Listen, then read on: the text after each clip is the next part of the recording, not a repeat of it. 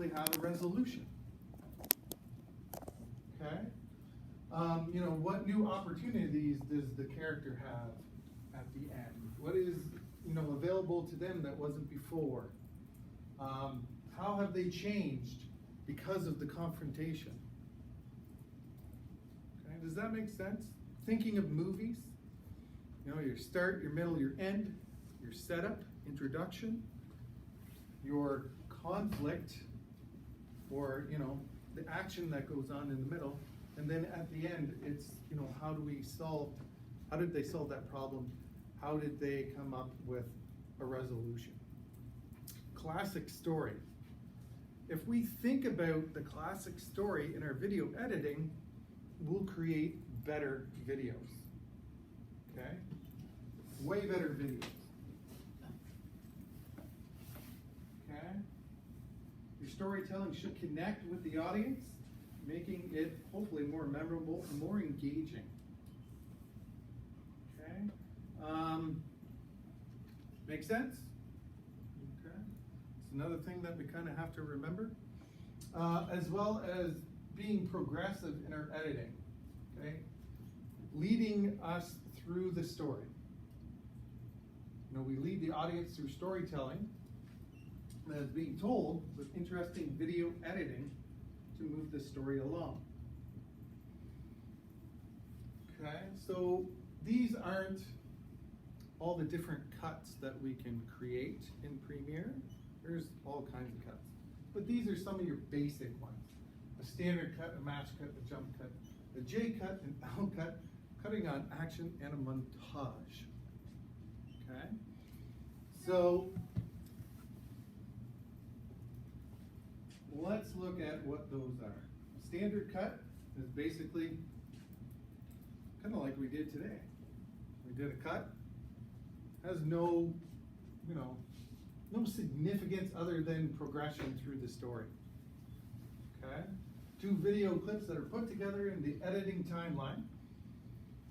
One clip cuts to the next. No real extra meaning other than progression. So something like this. Okay? Shot of her running from behind.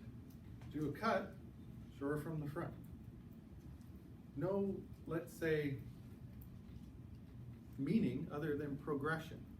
Right? We're just moving through the story. Could we have shown her from behind running for the entire time? Well, it could get boring, right? So let's, add an additional cut, but it's really just progression, okay? Getting through that story in some sort of interesting way. Straight cut, standard cut. So a match cut is carrying action from one scene into another scene, okay? Matching its action takes the audience from one environment to a totally different environment. You've probably seen this, but you've probably never heard the name of the cut that they use in a cinematic way. So something like so.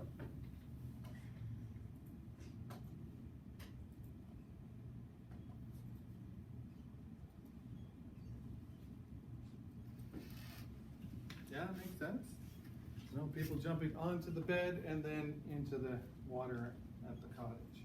Taking that viewer from their bedroom to the cottage or the lake. Okay? Changing environments. That would be a match cut. Jump cut. You probably, I know you know the jump cut. We'll talk about its proper use versus how we see it today.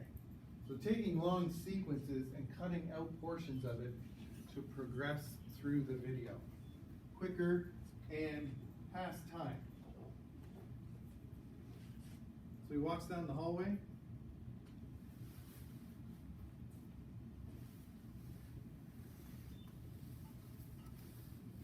See what we're doing there? We're taking something that essentially, I don't know how long this clip is. It's about 17 seconds long. If the camera just followed him down the hallway, it's probably about 30 seconds long. Are we bored? Probably. So we all know, as the audience, that he's moving down the hallway. So why don't we jump cut to get him from one end of the hallway down to the other end of the hallway quicker? Yeah? Makes sense? Where else do you see jump cuts all the time? All the time. You've probably watched a ton of tutorials on cinema, or maybe After Effects, or maybe even Premiere. When they give an example when you would sleep, like you don't want to show the whole thing. Yeah, sorry, yeah, true, but I'm thinking more of like YouTube talent, Oh. right? When they're on screen talking to you, do you ever see them go, you know, they have a train of thought and then all of a sudden they jump to the next train of thought and then jump to the next train of thought, right? You know why that is? Because they screwed up. That's why. So they said something and then they screwed it up and then they continued on. After they record it, they cut out that piece and they jump to the next section. It's kind of jarring a little bit, right? We have gotten used to it, okay, from YouTube. The true meaning of a jump cut is progression like this, taking something that is seemingly long and, you know, jumping through it. YouTubers have taken the jump cut to a different level, okay, when they're on screen. Now, if you do a professional video, so a testimonial video, say you have to interview somebody, and I used to make you do this in this class, but you don't have to this semester. When they screw up, because they'll screw up, you cut out the footage and then you add B-roll to it to hide it, okay? It looks weird in professional video. How often have you watched an interview on TV, if you have cable? You probably don't. Where somebody screws up and they do a jump cut. Pretty much never. It's not professional.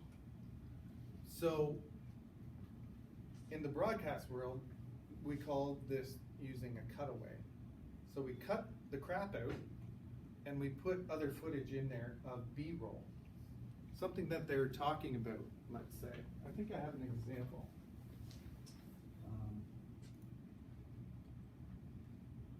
Yeah, so that's what I was talking about.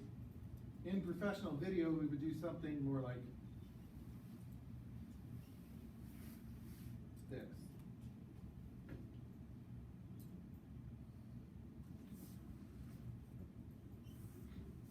See that jump? Did you see the jump from the one scene to the other? It's kind of jarring, right? Like it's, you know, does it feel like it should be there or shouldn't? It feels kind of like a mistake, right? Well, I'll show it one more time.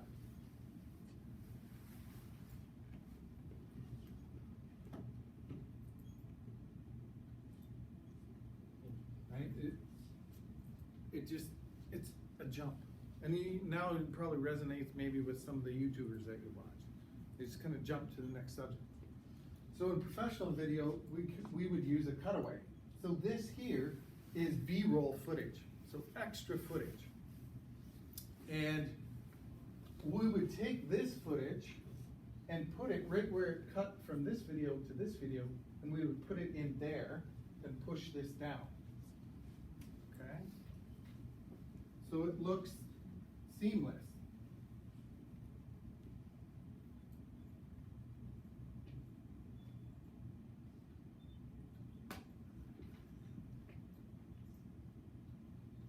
Feel better? Yeah, makes sense? I mean, YouTubers can't do that because they would never get any videos done. Right?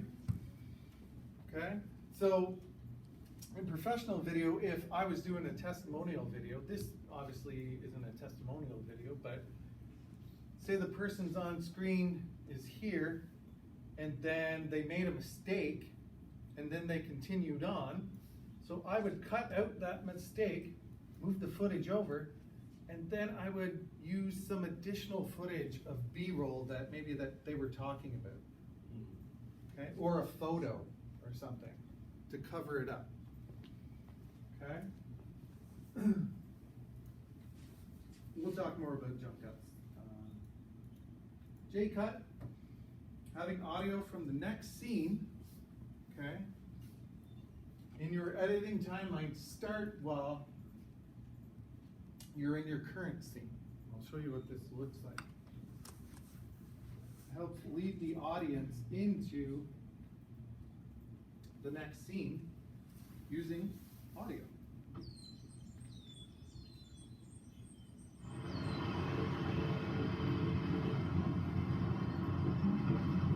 Yes?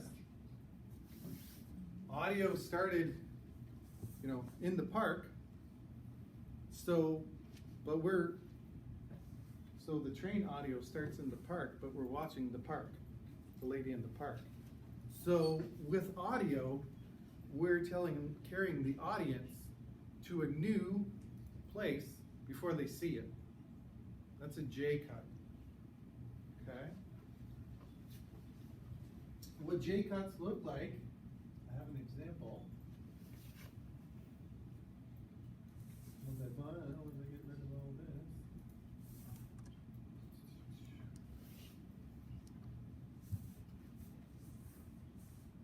So J cut looks something like.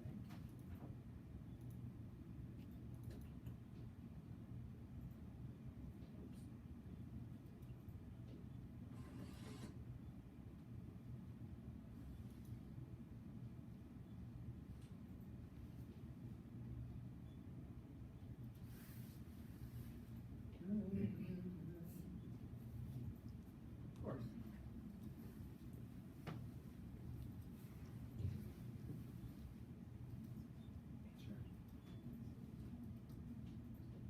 There we go. J-cut looks like this. And the reason why they call it a J-cut, okay.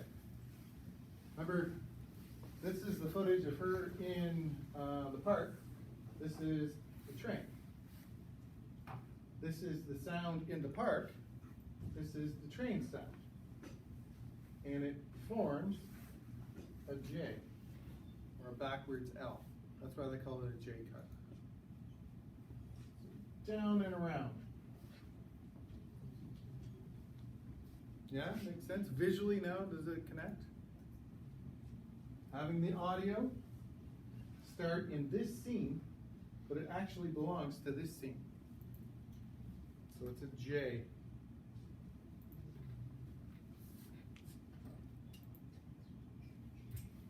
Okay. It's a J. If we have a J cut, then we have the opposite. Okay? We have the L cut, backwards to the J. Having the audio from the current scene keep playing into the next scene. Again, it's just a different way to take us from one scene into another scene. But it's using audio. Great for conversations. So something like so. Bueller.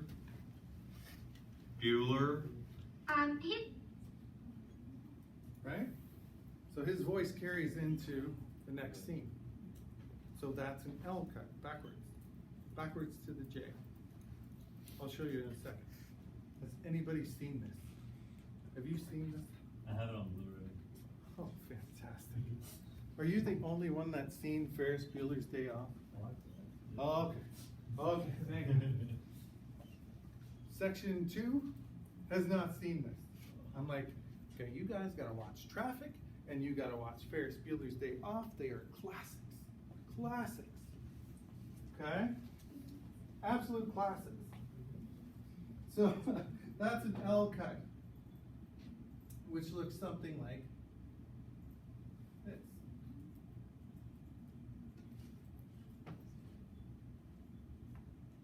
Right? So our audio from this scene is carried over into the next scene to form an L. Okay? Just a cut. But it's kind of interesting, right? Progression through our video. Okay. Oops.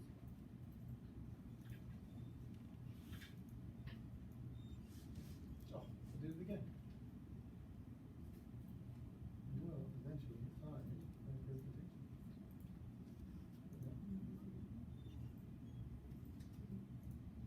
Right, cutting on action, when the character's in action, walking, running, fighting, we just cut to different angles. Something like so.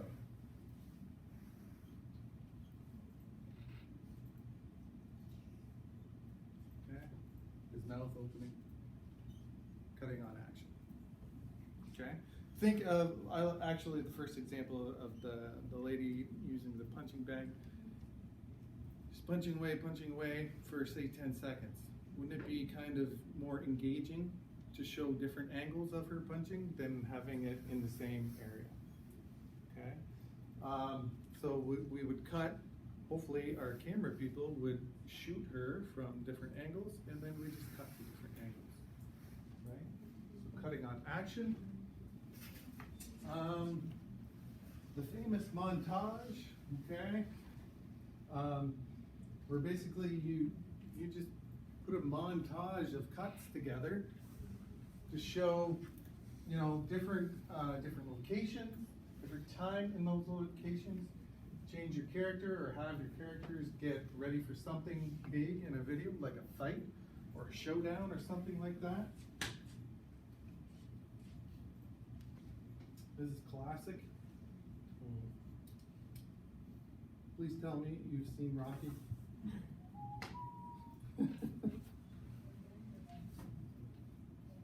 So just a bunch of cuts to show progression in time to get to an event. Yes, we've seen Rocky. Yes. Don't lie to me. Okay. So some video editing techniques that you can add to your arsenal too. Okay, so technical techniques. All right. So let's talk about your first major assignment. Oh boy, I am going to put it on this time. No. Okay. So I think this is actually a really fun one. I hope you think it's fun. So you're going to create an original story, okay, about how your final integrated project brand came into existence in this world. Okay, I'll show you an example. The story can be factual, right, because those are real brands that you're rebranding. Okay, so you could use a factual approach to this, or they can be totally fictional with a comedic spin if you want. There's a lot of creative freedom here, right? It is your rebrand story, so you tell it the way you want. But I do want you to use this idea of the setup, the confrontation, and the resolution. So our story, right? Classic story.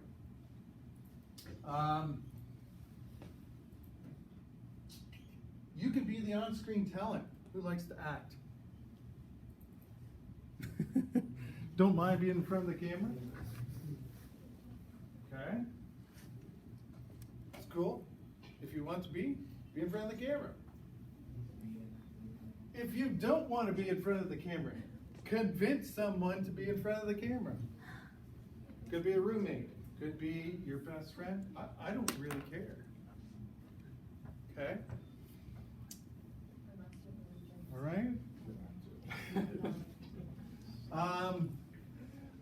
this assignment.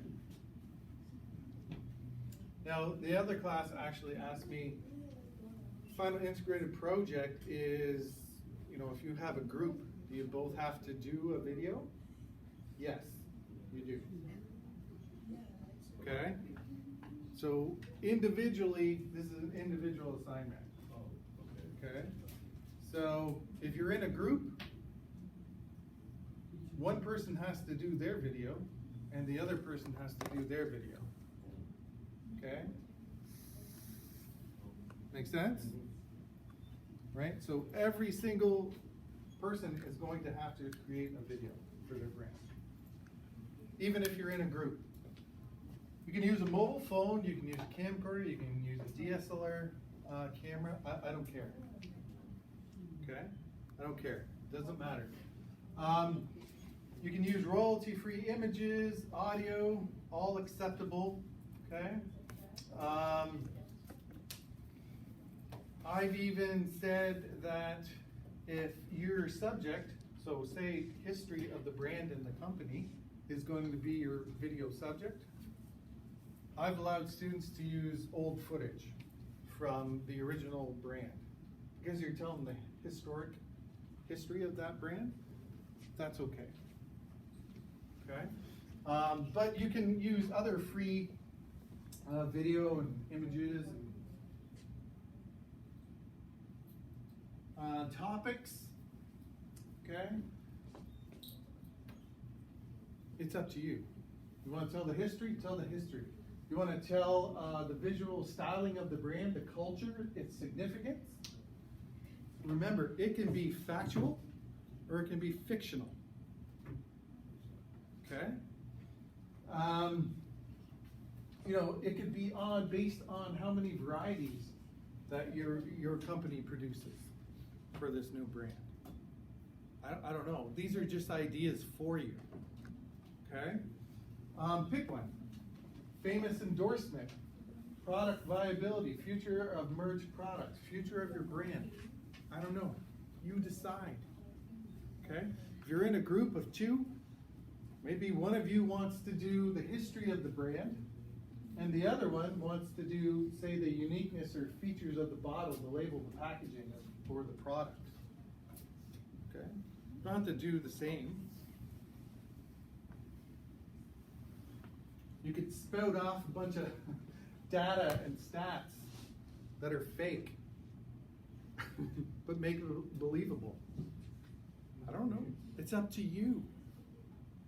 Okay? Tell the story. Makes sense? Yes? There's a lot of flexibility and creativity in this. If you come up with an idea of what you want your story to be and you're kind of like, I don't know, just come see me and ask. Yeah, I'm going to show you an example. Okay? This project has two parts. Part A and Part B. Okay. So Part A is all your planning. Okay? Because this is going to take a bit of planning. I hope it will take a bit of planning. So you're going to submit, okay, for the planning portion, a completed PDF document, including this criteria. So a title page, okay, on the title page, in your PDF, your rebrand name and logo, student information. Another page with your written script of your rebrand story, whatever story you're going to tell. You have to write a script, right? The person has to talk on screen. You're also going to create key text for the video based off of your script, whether you use it or not. You're going to create a page, so a mood board, show color scheme, fonts, images, textures to invoke the visual style. Okay, I'll show you an example. You're going to have a page on music choices, at least 2. You're going to have a page on style frames, at least 2. And then you're going to have 3 links to video inspiration. Style frames. Okay. if you don't know what style frames are, and you may or may not, I'm not sure if John has talked about this. What style frames are is the visual look of your video in a still frame. Okay? The visual look of your video in a still frame. Okay? And I'm going to show you an example of what that is. Style frames, to me, when I create videos, I love doing style frames because it's a bit of art direction. Okay? I can set the mood of my video in one single frame. So all, like, for instance, traffic, all that yellow tone and so forth in Mexico, if I was the style frame artist or the art director, I would take a photo of, say, Mexico, bring it into Photoshop, and then change the color correction, change the color grading to invoke the feeling that I want when I'm in Mexico in one frame. Okay? Hello? Okay? In one frame. That's what a style frame is. Because thinking of your prototyping, thinking of your flat designs for your websites, you get an approval on your flat finished designs before you go into code, right? Essentially. So style frames are kind of like those flat final designs before we go into video editing. Okay.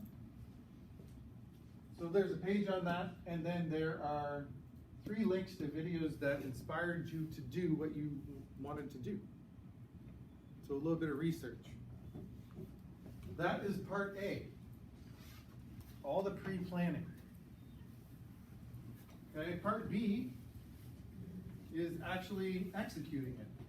And we'll talk about part B when we have some more time.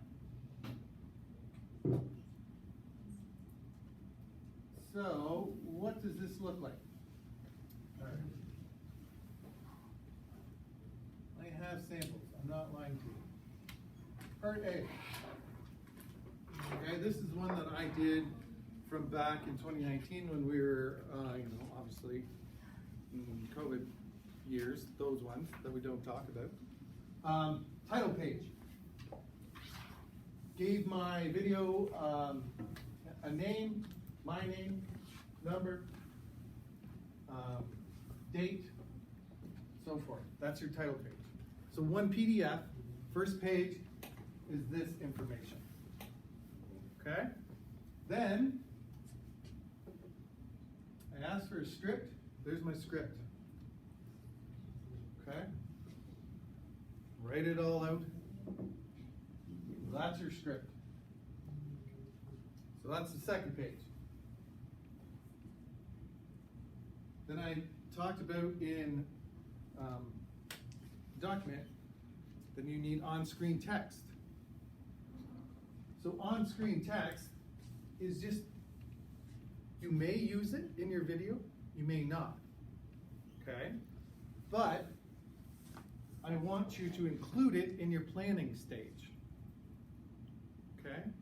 Because when you're editing, you may go, you know what, I should use some keywords or something here. Well, if you've already planned for it, it makes it really easy to go grab it and put them there, right, when you're editing. So you'll take this on-screen text from where? Do you have to make up more text? Where would be a great spot to get the on-screen text from? The script. Yeah, absolutely. I'm going to get all these key lines and so forth from here. Maybe elaborate on them a little bit or lessen them. That's up to us. Okay, so that's your third page. Mood board. I'll post this for you. You can take pictures if you want, I don't care. But I'll post it. So your mood board is just trying to come up with the visual kind of feel and texture and figure out fonts. So when I was gonna do the video for this example, I was doing it on my daughter playing soccer, okay? Because she plays high-level soccer. She actually plays for the affiliate team of the Vancouver Whitecaps, but here in London. So I thought, okay, well, I want to use bluish tones and maybe some greens in there. Coming up with a color scheme, maybe a little bit of beige in there. Finding some textures and so forth that inspire me to do my video. Figuring out the fonts that I want to use and then applying the colors to those fonts to see which one kind of stands out more to me or which one I like more or less. Okay? That's the mood board page. It invokes a feeling. Okay, that's what mood boards should do. Okay. Music. Find some music. Royalty free. Okay. Give me links. I said at least 2. You can do more. Totally fine. And then I went into style frames. This is my first style frame. Okay. Took her out to the field. We did video shoot. We did still frame shots. Brought this into Photoshop. Color graded it. Okay, from my mood board. Right, my mood board had blue in it, so a lot of blue over there, a little bit of beige over here. Added some on-screen text. That's a style frame. That's me actually physically going in there and setting the mood for my video in one frame in Photoshop. Okay? You don't have to do that. I'm going to allow you to go find a video, take a screenshot, and put it into the document and say, that's how I want my final video to look. Okay? Is that fair? A little bit less work. You don't have to jump into Photoshop. Could you jump into Photoshop and do that? Absolutely, you could.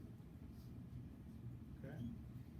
So, I think there's 2 in total, but I did 3 for mine. Okay. So forth. That's your pre-plan. That's part A. Okay. That's part A.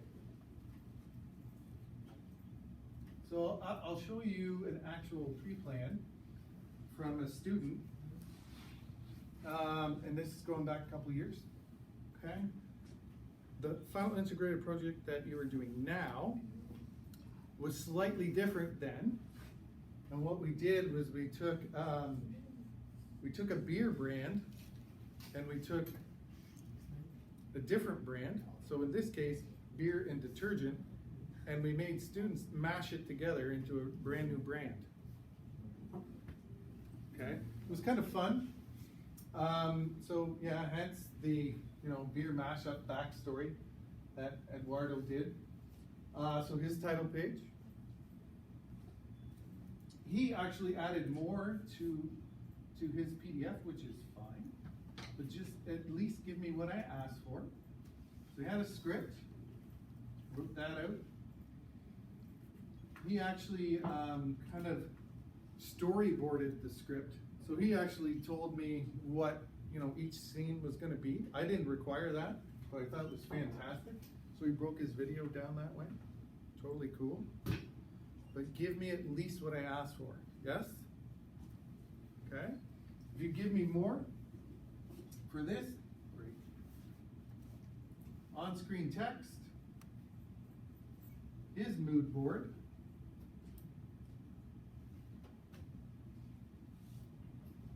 his style frames. So we let them go, find some video where we feel like they want to set, the color grading and color correction, the mood from a different video. Just grabbed it and brought it in. And then music, video inspiration, and then he had an ending to it. That's part A. Okay? I actually have his video. I don't know if we have enough time. We can look at it next week. Because we're running out of time. And that's all due next week. I'm joking. I'm joking. I'm joking. Oh, I love it. Oh, that feels so good. I'm kidding. I'm kidding. Okay? I'm kidding. It's due week 8, so 2 weeks. Okay. Okay? 2 weeks. We're in week 6. 2 weeks. I believe you even have next week, we're here. The week after, we're not. You have reading week. So it's actually, I think, going to be 3 weeks. Okay? Don't quote me on it. We don't count reading week as a week. We actually skip over it. So when we get to reading week, it's almost like it's not in the calendar, and we just continue. So you may actually get 3 weeks to do this. But think of it as 2. Look on FOL where the Dropbox is. That will be the date. Okay? Oh, I put it in there. There you go. February 26th. So that's the week after your reading week, I believe. Yep.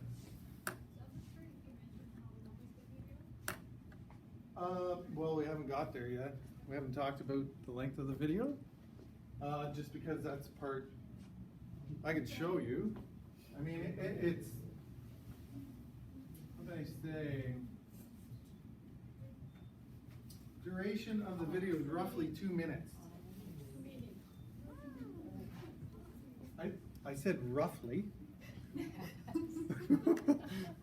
I didn't say exactly 2 minutes.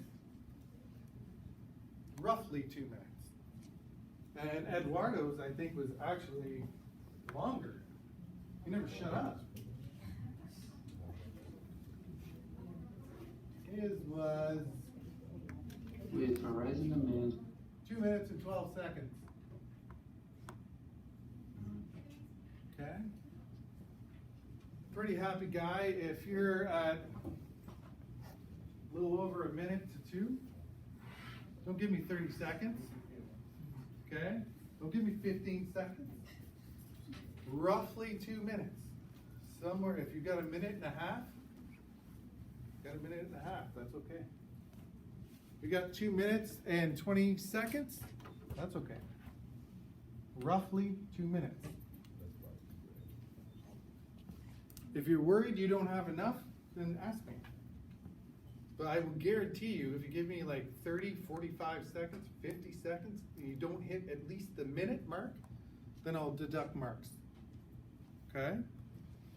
Roughly 2 minutes means right around 2 minutes. Cool? You can add stuff to this. It won't be as hard as it seems. Guaranteed. How do you know how long your video is going to be? What's the first thing you're going to do? Other than, the title page. Write the script. Right? Write the script. Then what are you going to do? Well, you will, but read the script and time yourself. Right? That'll give you an idea of how long your video is going to be. But then when you add titles and stuff in there, that'll lengthen it. Okay? That's it. That's all. Have a good weekend.